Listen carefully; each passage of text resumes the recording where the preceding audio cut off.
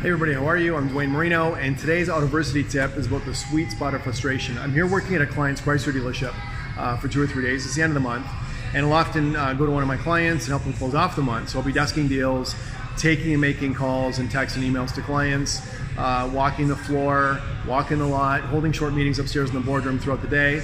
And with the sales, service, and F&I process, it's called flow, making sure everything's working together and that things are flowing appropriately. Now, today's tip is about something I call the sweet spot of frustration. What do I mean by that? A lot of us move away from frustration like it's a bad thing. Frustration is actually a great thing if you have a goal in mind that you're trying to make happen. Anytime you try to change something in your life, you're gonna have to change what you do. And to change what you do, you have to change what you think. And if you can just change how you think, then changing what you do becomes super easy, because for things to change for you, things fundamentally have to change about you.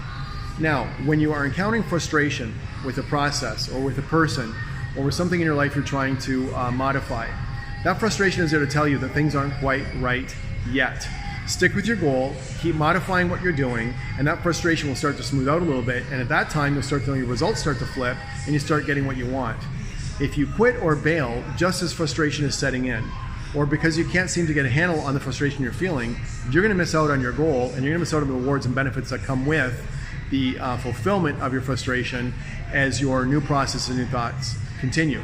Now, if you go too past frustration, too far past frustration, which I currently did. I recently had to make a change in my business, some people that I had working with me, and I was frustrated for quite some time, like way too long for me, months, almost a year, where what people were saying and what they were doing simply, it wasn't working. And as we know, behaviors never lie. So when you go too long with the frustration and you've tried all the processes, all the skills, all the habits, all the attitudes, everything, and you're so frustrated, this is telling you something's not right. Something is not actually being presented to you properly, or perhaps you're being deceived, or maybe you're just going after a goal which is not a good goal for you right now. So the sweet spot of frustration is basically this. Expect frustration to happen and frustration to come your way when you try to make a change. And work towards that frustration, or try to work out of that frustration by improving yourself and your processes. But if it goes way too long, don't let it go too long, because then you're faced with something else that starts with 2 F's, which is you can put whatever you want in there, failure, and we don't want a lot of those either. So the sweet spot of frustration is don't bail too early, don't wait too late, and really pay attention to what's going on around you, but learn to welcome frustration. It's kind of like confusion.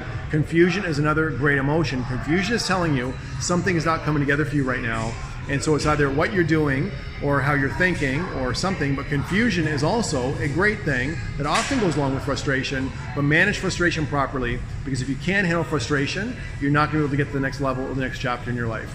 I'm Duane Marino, closing off a great month here with this client. Take care, and we'll see you soon.